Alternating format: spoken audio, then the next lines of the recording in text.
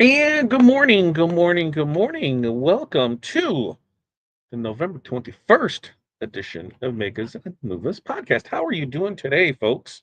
Today, talking about funnels. And I know it's a weird, scary word for some, so hopefully by the end of this, you're not so weirded out or scared by it. So that's what we're talking today. Funnels, what that means. Because this is fa la la la la la la la la funnels. We're gonna talk about how to sell without feeling salesy. Pretty excitement, pretty excitement. Now, if this is your first time here, long time here. Here's what I need from you: who you are, where you're from, what's in your cup, what the weather is like in your area, and your five things. What are five things that you are going to accomplish today? We'll talk a little. You want to hear a personal, little personal story. Here's what we got. You guys, I'll fill you guys in. Yesterday, we had a kidney appointment down at the Children's Hospital.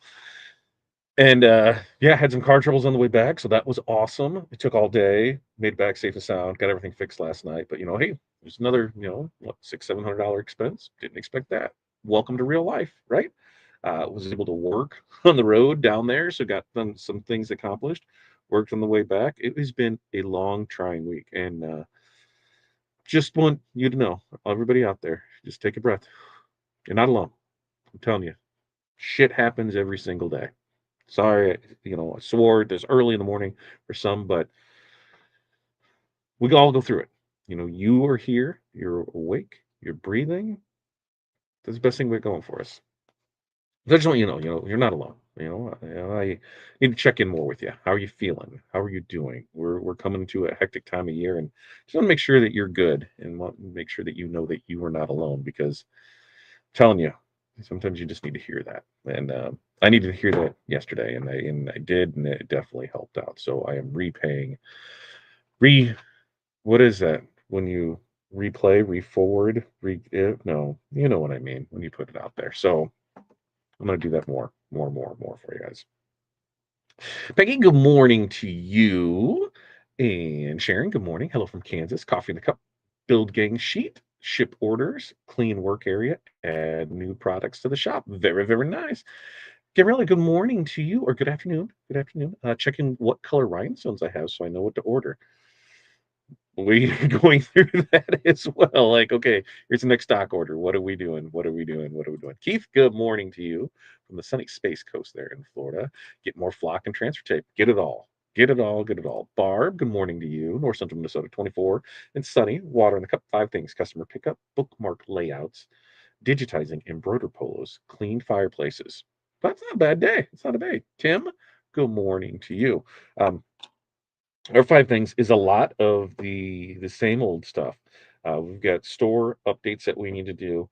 We got Black Friday specials that we're working on over the weekend, so we're ready to go with those on Tuesday. We've got supplies that need to be ordered. We've got two meetings this afternoon on. These are personal projects we're not making zero money off of. We found there's somebody that's in need of some stuff. I'm like, let's just do it. Like, I don't care. So we got that, and then Wizard update later on this afternoon. So we got a busy day going through stuff. So I say I say we just get into it, right? Get into it because we got to rock and roll with it. The goal of today is we want to turn our festive fun that's going to start happening, and we want to turn that into that smart marketing, emails, posts. We want those stories. We want them to feel like cheer and not so much of a chore. We're going to tell you, exactly what a funnel is and how, you can create one, without that CRM there's for it. Because if you cringe at the word sales, congratulations, you're not alone. You're just like about every other maker that I know. You know, I could be the exception. If you're the exception, type in the comments exception.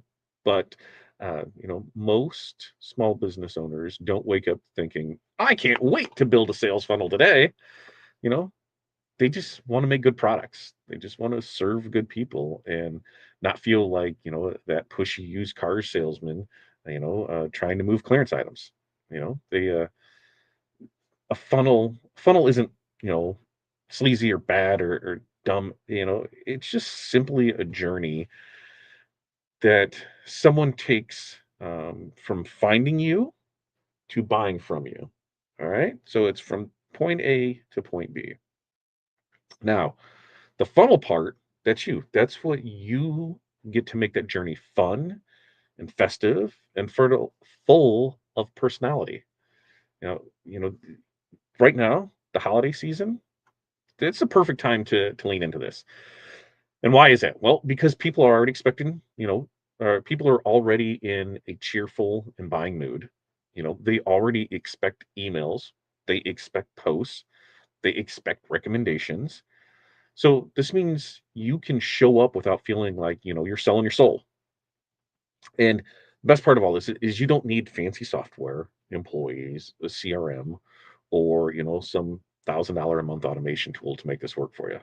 You know, a funnel, well, it can be as simple as just a series of posts, a couple emails, a story sequence that gently nudges people from, man, I love this, to, all right, take my money.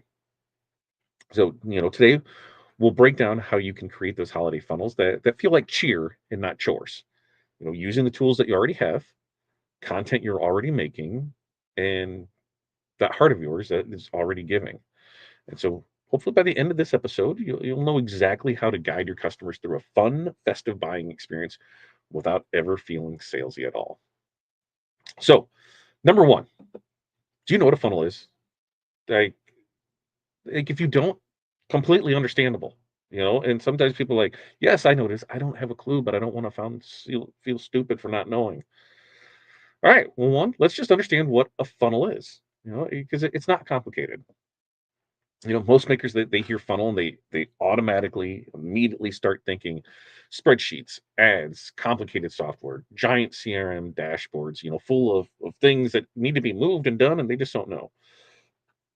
But at the core, a funnel is just simply a path from uh, people. It's just a path that people take from finding you to liking you to trusting you to buying from you. That's it. A funnel is just a customer journey. There's not any software required for any of that. When you show people what you're making, you tell them why it matters, and you give them a clear way to buy, congratulations, you've already built a funnel. A funnel can be, three posts in a row that build excitement. It can be a story sequence. It can be a single email followed by a reminder email tomorrow. What funnels are is they are about intention, not technology. When you think of funnels this way, the pressure should melt off from it. You're not marketing, you're just guiding people.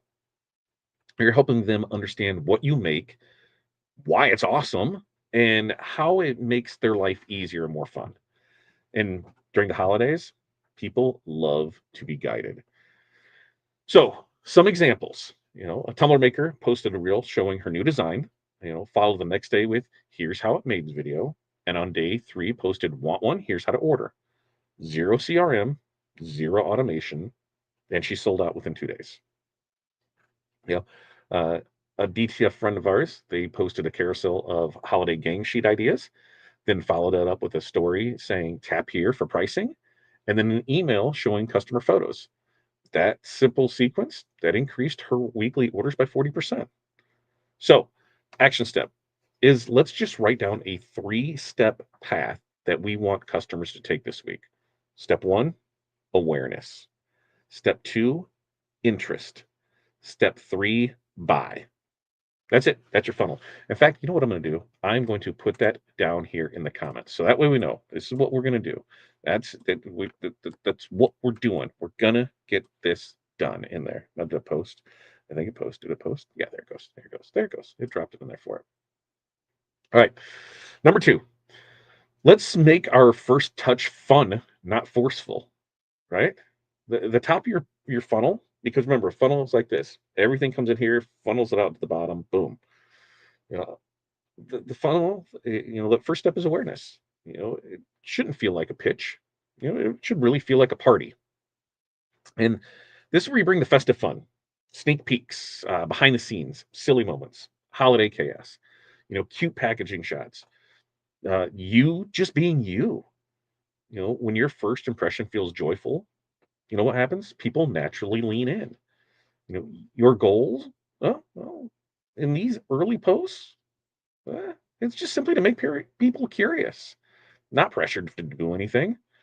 You know, think of it more like tapping on someone's shoulder and being like, "Hey, look what I made." You know, the more relaxed and entertaining that stage is, the more comfortable that your audience is going to feel moving forward in the funnel. And holiday content, man, that works especially well because people are already scrolling for inspiration. They're already looking for ideas. They're like, what should I get? So the more fun your top of funnel energy is, there's a good chance that the more people you'll pull deeper down into your world without even asking for a sale yet. So, some examples of this: Sublimation Shop made a funny reel just showing all their Christmas mugs stacked up like a tree. You know, the video wasn't an ad; it was just fun, but it brought in hundreds of views, new followers, and interest in buying her holiday lineup. Another one, rhinestone artist. We all know this. You know, we take out the rhinestone artist. Let's just go make her because this is going to go here. You know, they did a holiday workshop chaos tour. You know, showing stuff everywhere and multi-level tax multitasking. Right, felt relatable, and it warmed our audience up for future offers. So for this, we just need to create one zero pressure holiday post today that introduces your products without selling anything. Now, number three, let's lead with value in the middle of the funnel. So we're up here. Now we're about here because down here is there. So about right in there. You know, once people know who you are and what you make, the middle of the funnel, that's where you build your trust. You know, that's the part that should feel generous. It should feel helpful. Most importantly, it should feel human and not salesy. You know, think of tips and ideas and FAQs and gift guides. Which one should you choose? Demos of how people are actually using your items in real life. Middle of the funnel content answers the questions that your customers are quietly thinking. Is this right for me? When you help people picture themselves using your product, you've already halfway sold them. You're not pushing them, you're just reassuring them. You're giving them the confidence and the clarity that they need to make that purchase. So this is a stage where your cheer really does matter. Holiday buyers, they want to feel taken care of. When you guide them with kindness and expertise, they feel safer buying from you than from the big box stores. So some examples of this, is a shirt maker created a simple top 5 teacher gifts post and listed which designs were best selling for each personality type. Customers loved the guidance, and it led to multiple sales. Another example is a laser pew pew pew pew engraver showed side by side video comparing gift box options, explaining who each one is perfect for. Customers used it like that cheat sheet and started tagging friends. Ooh, this one is so you. So, action step for this is we just need to make one helpful educational post this week that helps buyers choose the right product confidently. All right. Now, before we get into 4 and 5, let's check back in and see where we are with that. Let's see. Linda, hey there. Cloudy, rainy Texas. Hot tea in the cup today. Edit photos, 3D print, volunteer for ROTC lunch. Press Chipley. Very nice. We got to talk in our mentorship community call today, Linda, because Tim is pressuring me into buying a 3D printer because Bamboo did release their price on stuff. And so we will be getting a PS2. Thanks, Tim. Thanks for the pressure. I was like, I'm on the fence. Tim has to send me stuff. Thanks for that. Let's see, where were we? And Peg's got 50, breezy 59. Water in my tumbler, coffee in my cup, sub printing pics for 23 blankets and 23 pillow shams. Look at that. 2, 3. Subbing socks, cutting RS templates, making water slides for stocking stuffers, and a nap. Oh, I love that nap. I love, love, love that nap. Nicole's got a quick question. I bought the 2024 standard 20 Corel 2024 instead of Graphic Suite. Is that going to work, or is there an add-on to make it where I can use? It should work. It should work just fine. Yeah, it should work just fine because the standard one, because the Graphic Suite I think has all the extra stuff that's in it. but you should be perfectly fine with that. The best thing is go to the site, download the trial, and if it loads, then we know we're good to go with it. But I'm almost positive it does. Let's just do it. I'm about to buy my fourth one. I know I should just do it. We had more talk of like, oh, we can have this so that way we can make stuff to show off stuff. That's what it's going to be, a total business expense to make stuff to show off stuff. That's I, I'm gonna pull the trigger. I think I'm gonna pull the trigger. I'm gonna pull the trigger. Ooh, and Gabrielle just got the M1. Look at that. I love it. What you making with it? Uh, I like micro reality. Well, it's like what's the best way to do it? It's kind of like you know what you know, and once you know it, it's hard to move from that. I 100% get you, Jeff, when you know your stuff and how it works. But me, as a new person that doesn't want to mess with a whole lot of stuff, you know, Bamboo's kind of like the Apple of the 3D world. I just got to turn it on and press something and it works. I don't have to think too much. Come on, man. Now we're talking. You're very welcome. You're very welcome on that. And hello, all. Hello to you. I need to get the additional safety pieces. Was that the what's that? Is that the AP2? Is that what it is? The purifier that goes with it? Okay. Let's get back into it. Number four. Number four. Number four. You know what we need to do? We need to make the ask simple, clear, and cheerful. Right? When it comes time to ask for that sale, you do not need to be salesy. The real trick of it is clarity. Holiday customers, man, they're already, have enough going on, overwhelmed, they're tired, they're distracted. So when you give them a simple, cheerful call to action, you are not pushing, you're helping them. You know, your ask should be short, friendly, and most importantly, obvious. Tell them how to order, when to order, and what they need to know. Think of it as just that gentle nudge wrapped up in a bow. All right. And because you already warm them up with fun and value, your ask, it feels very natural and not forced. Now, this stage works beautifully with stories and reels and pin posts, even emails. Cheerful countdowns, last call reminders, or grab yours before they're gone messages. They work really well because they're clear, and clarity is kindness. So some examples of this is, well, we had a shop that posted, want one coming at holiday, and I'll message you the order link. They just removed the friction, and her conversion rate skyrocketed. If you haven't noticed, during our 12-day sale, that's what we have. We're posting stuff on social media, and it says if you're interested, comment this, and then a link is automatically sent right to you on that. So, hey, we just remove that friction. It goes right to it, makes it easy to order. And, another maker, they sent a single email with the subject line, ready when you are. Here's an easy order button. It was just a big, clear call to action button. That was all that people needed. Go here to buy. That's it. So, what do we need to do for this? Well, action step for this is just add one clear, cheerful call to action to your next post or story. We're just going to keep it simple and direct. All right. And number five, let's follow up with our heart and not pressure. Your final stage of the funnel is follow up. This is where loyalty is born. Most small business owners skip this part completely because it feels awkward to them. But follow up doesn't not have to be salesy. It can be gratitude. It can be connection. It can be, checking in like a friend. Holiday shoppers, they appreciate feeling remembered. A thank you message, a quick, hey, how'd it turn out?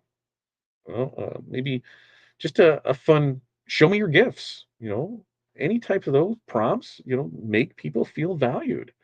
You're not trying to squeeze more money out of them. You're trying to build a relationship with them. When your customers follow up comes from that warmth instead of pressure, customers they turn into fans who will buy again without needing to be convinced, and that is where repeat business lives. So some examples of this is a shop owner. They DM their holiday customers, hey, I hope the gifts were a hit. Thanks again for supporting our small business. She wasn't selling anything, she was just connecting. Then she had several customers reorder in January. Another one posted, hey, show me your unboxing, and back up, show me your unboxing. And she did this the day after Christmas and encouraged customers to share the photos. The engagement was huge, and so were the repeat orders.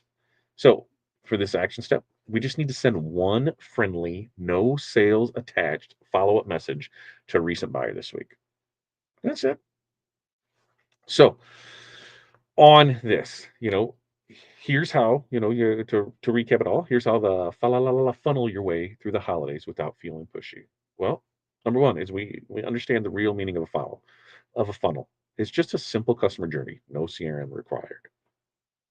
Number two, make your first touch festive and fun. What's it going to do? It's going to pull people in naturally. Number three, lead with value in the middle of the funnel to build trust. Number four, we're going to make our ask simple, cheerful, and crystal clear. And then number five is we're going to follow up with heart so customers will continue returning long after the holidays. Now, funnels, they don't have to be complicated, they don't have to be techy, they don't have to be salesy. They can be warm, festive, and full of personality, just like you, right? When you show up with intention and heart, customers feel it and they follow you all the way from, hey, what's this, to I'm obsessed with this maker. So get after it, go into it. I cannot wait to see what you guys put out there. Now, we do this every Monday, Wednesday, Friday, 8:30 a.m. Central Standard Time on, what are we talking about on Monday? Monday, what is a holiday love story? Yeah, yeah. Hot press cold coffee. That's right. Holiday love story. This one's for all those makers who reheat their coffee 3 times before finishing one order and really how to laugh through that madness. So that's what we're going to talk about on Monday. All right. Questions, comments, concerns. Let's get those in and out of here. And that way we'll get you to continue on with your day. Uh, let's see. That's not how 310 works. Yeah, it does. Uh-huh. Jeff, every video I show, there's never any mistakes. There's never any mistakes. They just pull in and hit the button. I don't know what you're talking about. Every video promoting it shows perfect prints every single time. I don't even have to do post production. In fact, I'm pretty sure that when the print's done, it packages itself because I don't see anything with it. I'm just saying. Um, and Barb says she loves her Render 3. Slow, but a workhorse. The big issue, that's the biggest issue with 3D printing in general, right? The air and anti-fire. Got it, got it, got it. Yep, the little engine that could. Uh, Hero says, asking for me if somebody orders over 200, for example, any free item. So that depends on what you want to do. Like, yeah, you can 100% do that. Like ours, it's 250, they get free shipping. And other ones, they might get a free bonus pack. We've got things for bonus bundles where they'll buy it and then, there's free or mystery things shown in with it. And a lot of times it's things that you might be working on for, future stuff like, oh, hey, we're testing this out and this would be good as a complement to another product down the road. Some other times it's, hey, we're testing stuff out. When we were going through, when we went with the cans thing and we went through a bunch of transfers and we're like, okay, what do we do with these? Hey, let's cut them apart and let's throw them in orders. So, random people just got random extra transfers to be able to press on things. So it's really what you want to do. The biggest thing is always look at margins, right?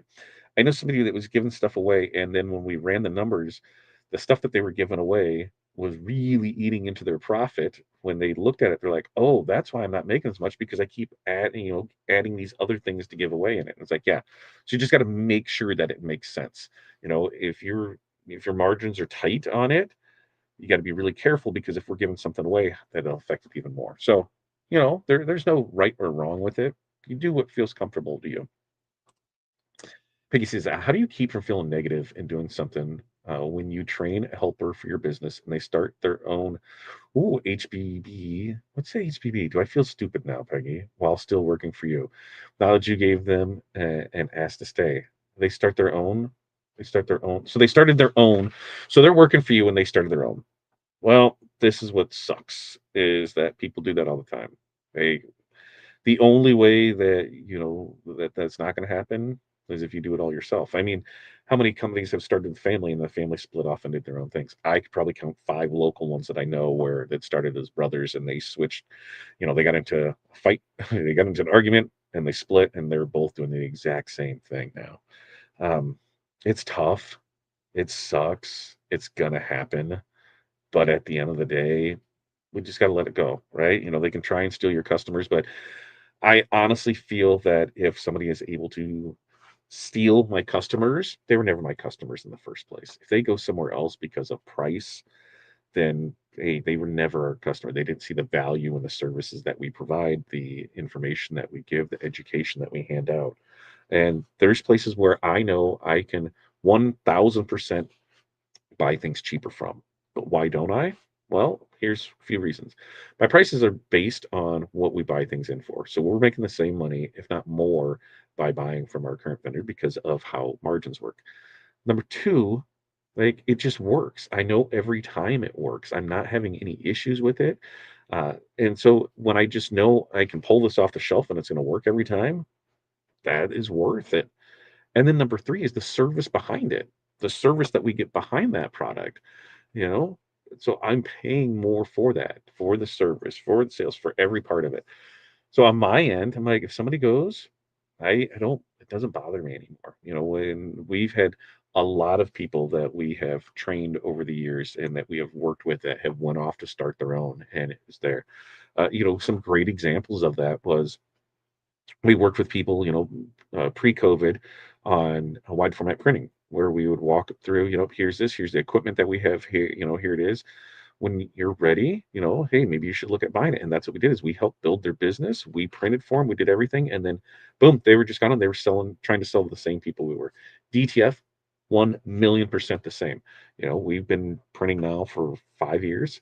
We've been in since the beginning, and we learned a lot, took a lot of lumps over the years, helped a lot of people by doing prints, and they decided to bring it in house and go right after the same customers we were serving in the same groups. What do you do? Well, hey, and the DTF is cutthroat. They're like, I just, what's the fastest, quickest I can get it? And, it seems like the service and the artwork is on the backside of it. They don't care. We just do it and move on and hopefully know that for us, we're doing what we need to do to make us happy. We're doing what we need to do to keep us sane. And most importantly, we're doing what we need to do to keep our lights and mics on because it's tough out there. So, Peg, just stick with it. Stick with it. You got it. All right. Now, with that, we'll wrap this up. We do this every Monday, Wednesday, Friday. Like I said, Monday we'll be back. This weekend we're banging out stuff so we can get prepared for Tuesday because Tuesday will be our Black Friday launch. Bingo balls are back. We'll be giving some stuff away for free. We'll launch all of our Black Friday stuff, and we'll give you another, state of the union on where we are and stuff. Right now, it still looks like we should be good on Wizard launching on December 2nd. We fixed one of the issues that we had, and it looks like everybody that had that issue is now, boom, working on that. So super excited there. And then, just some little tweaks here in the end of the stuff. So with that, home-based business, thanks.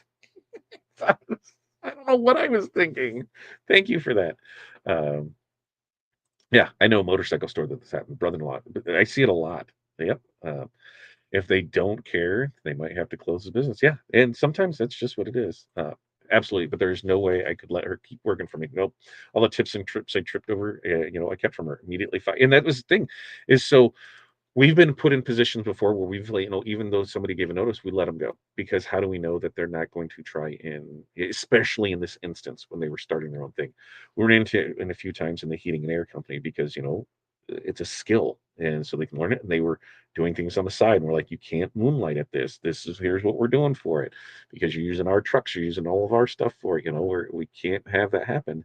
And we just boom, you're done because they were starting their own thing on the side and they could see, oh yeah, there is way more to this. So yeah, 100%. You can't let them keep doing it. Yeah, like I said, you got to do what's best for you and your business. And if that's boom, boom, out the door, go for it. All right. With that, we're going to wrap this up. You guys have an amazing day, afternoon, weekend. We'll be back here Monday morning as we start the craziness of Thanksgiving week. So until then, peace, love, press on. We will see you then.